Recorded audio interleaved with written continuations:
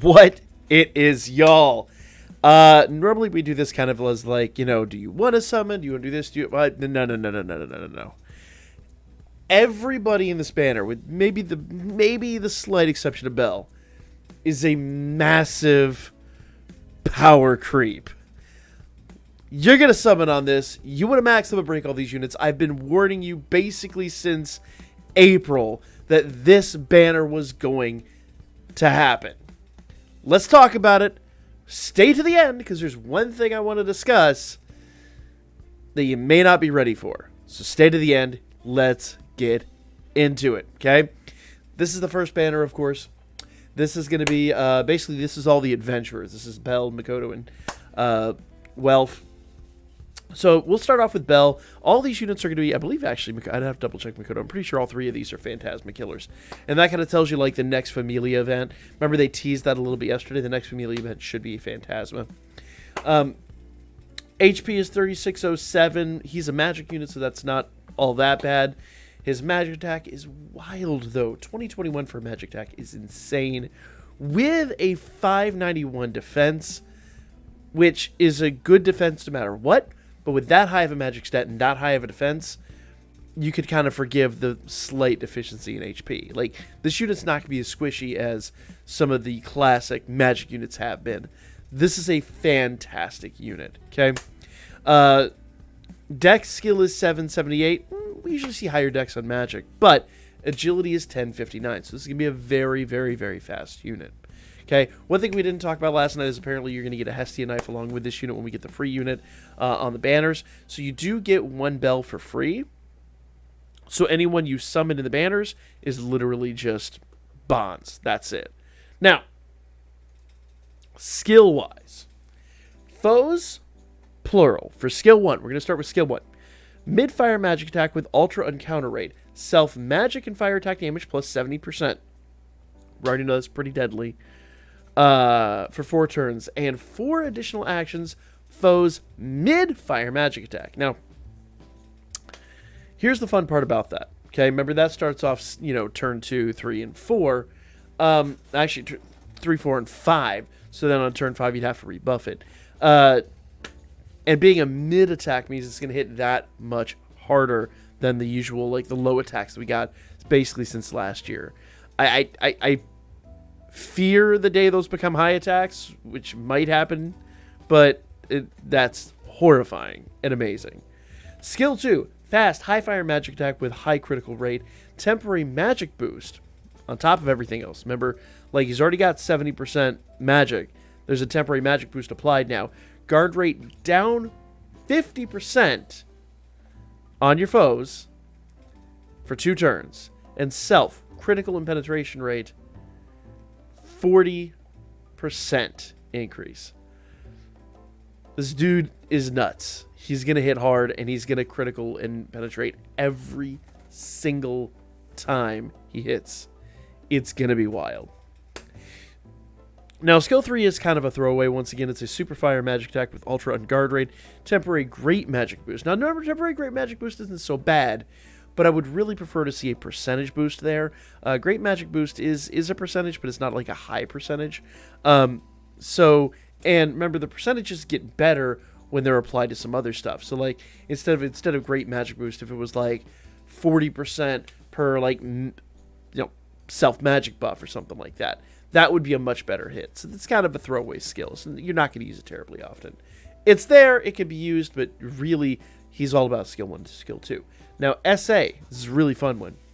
Ultra Fire Magic Attack with Ultra Penetration Rate, great temporary magic boost, and magic resistance and fire resistance down 60% for 1 turn. So, if nothing else, this unit would be a great SA sack, but I really feel like skills 1 and 2. For the fire team, he's going to be exceptional, and you will want to max this unit out. This unit is going to be a very, very, very hard hitter, and basically might bring fire team back into prominence in Wargame. I don't know. It's going to be hard. It's going to be really, really hard. So here's the deal. Fast growth and null charm, we knew that. 35% wind resistance. counters our fire magic attack, 20% damage on critical and penetration, 30% all stats, and Phantasma Killer. So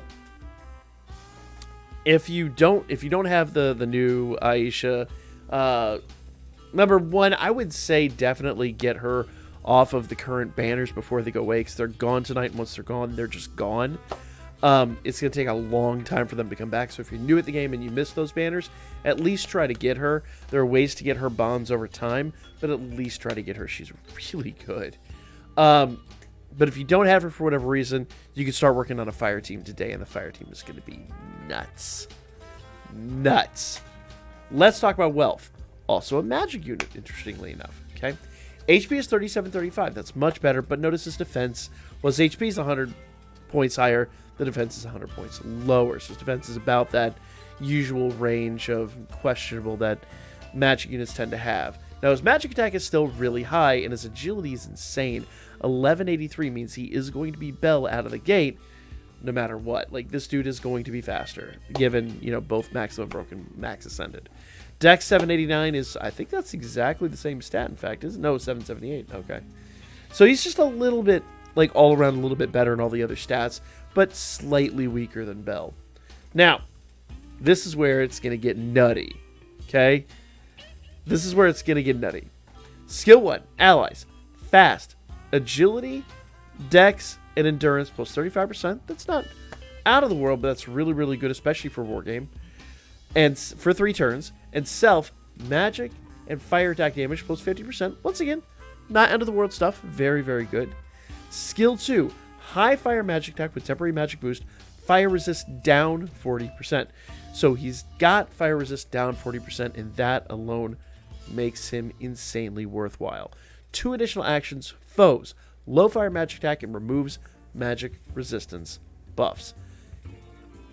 Yes, the additional action will remove magic resistance buffs. So here's basically how this works. You set this dude to buff. He's going to do skill 2 first. This is I'm talking about Wargame, of course.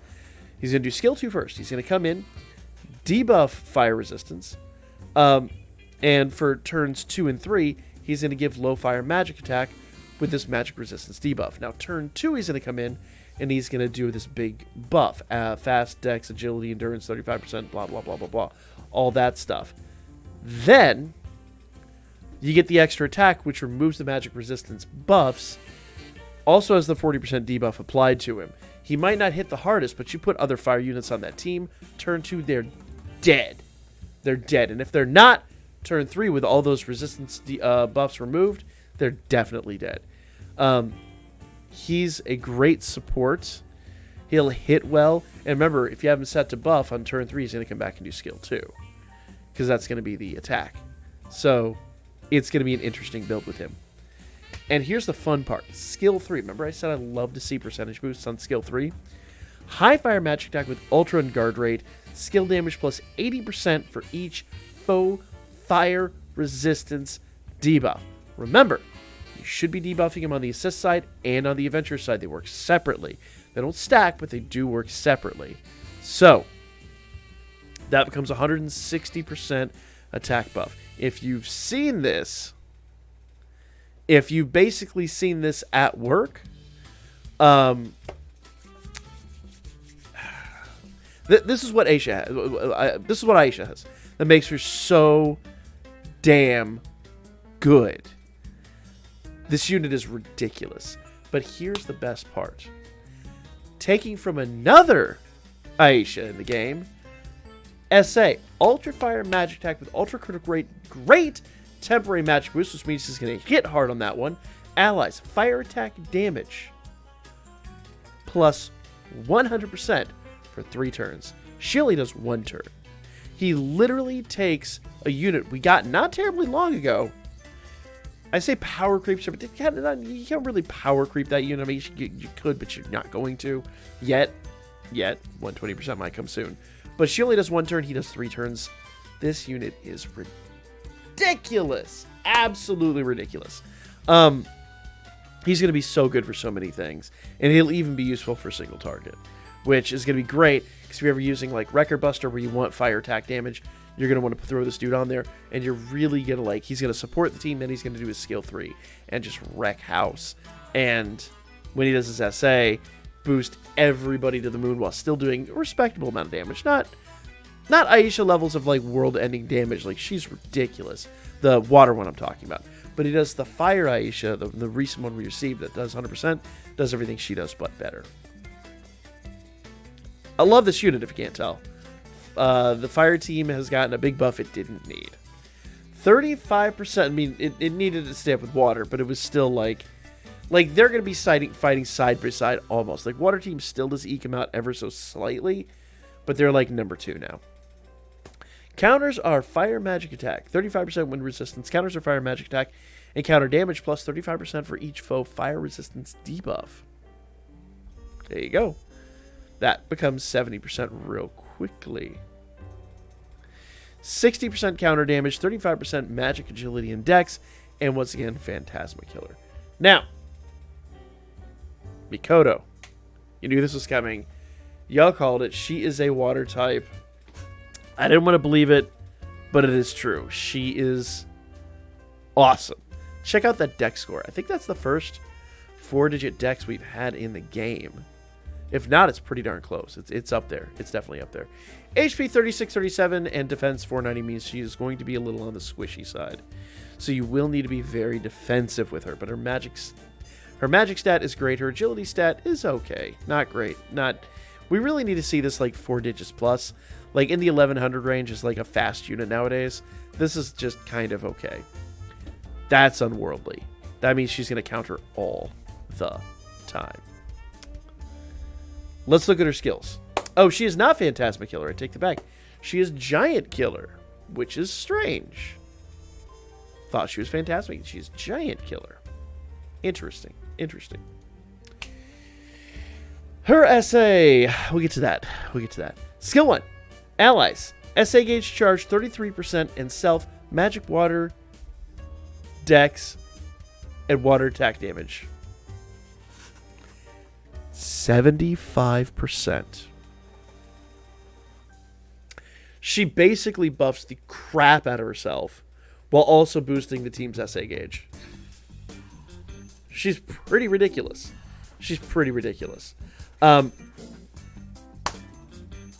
Yeah. Skill 2, fast, low water magic attack with temporary magic boost. Magic resistance to water resistance down 40%. The fact that she does the debuff with everything else she buffs and doing the SA gauge charge makes her ridiculous. Then she gets down to skill 3.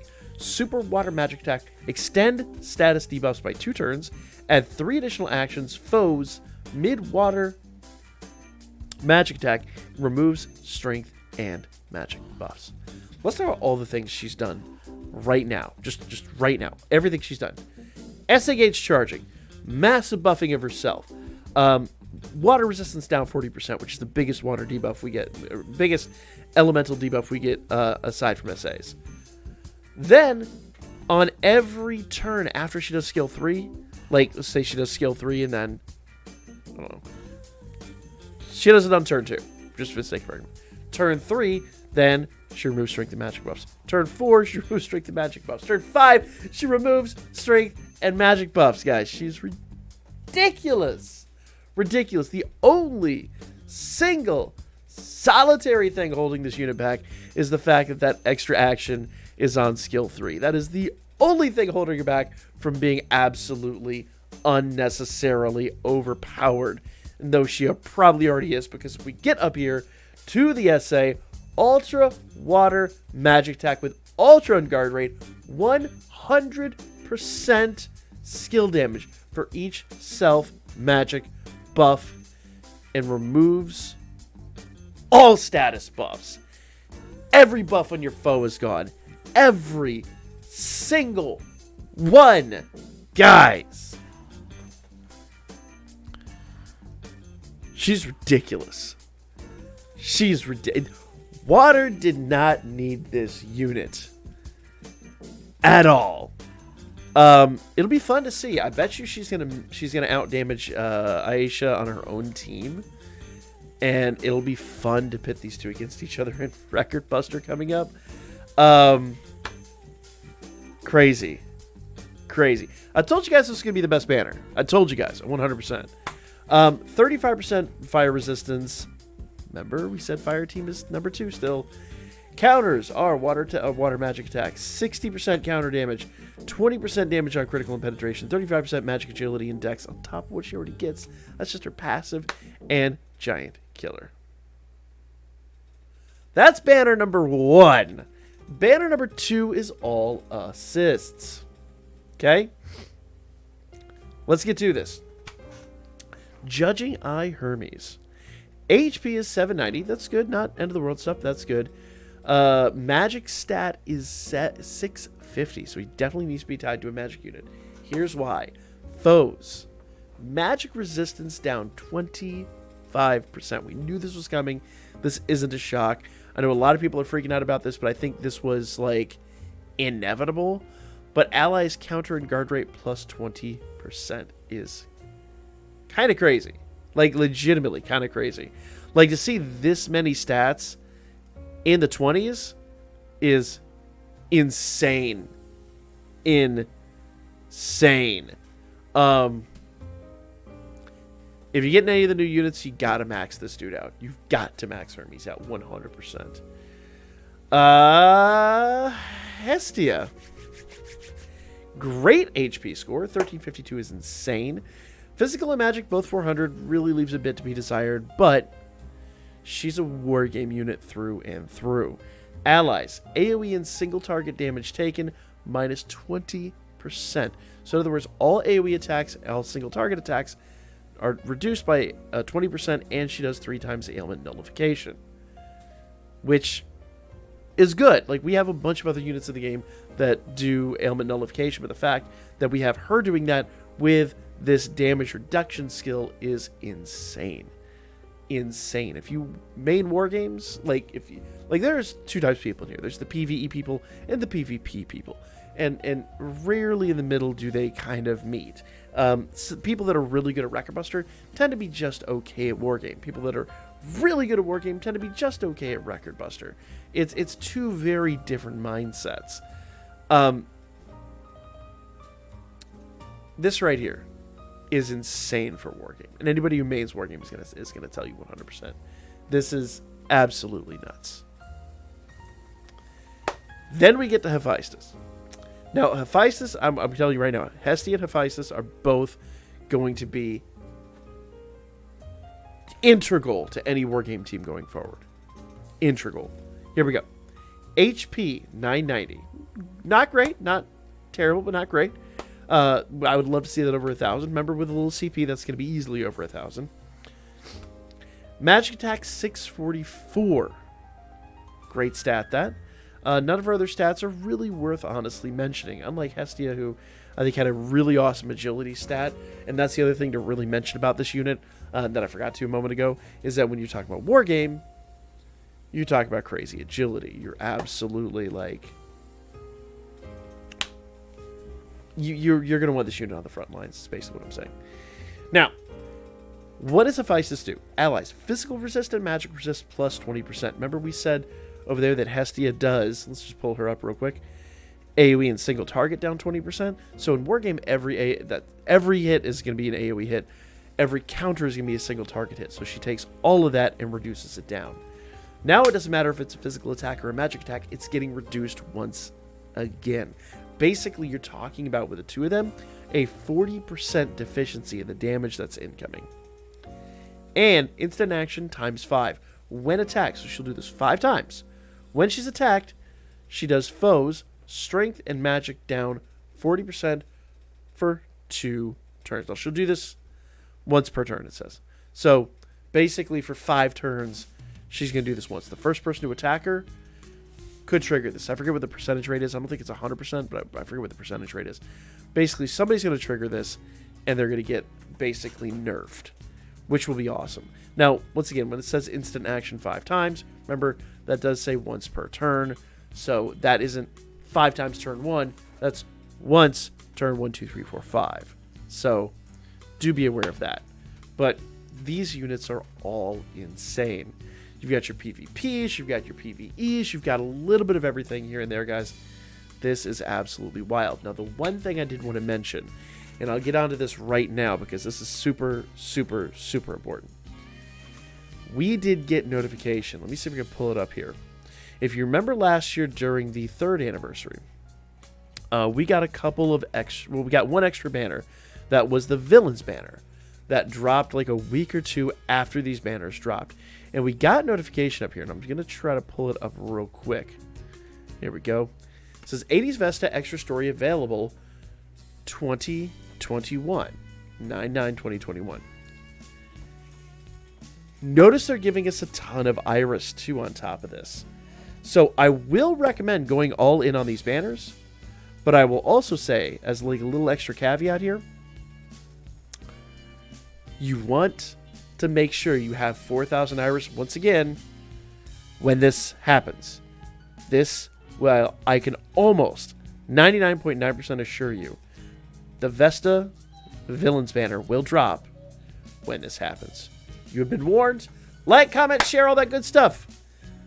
Thumbs up this video if you enjoyed it. I'll catch you guys on the next one. We've got more coming up later today, and of course, the live stream tonight with all the insanity. We will be doing all of our polls, all 8,000 Iris, tonight, live on stream.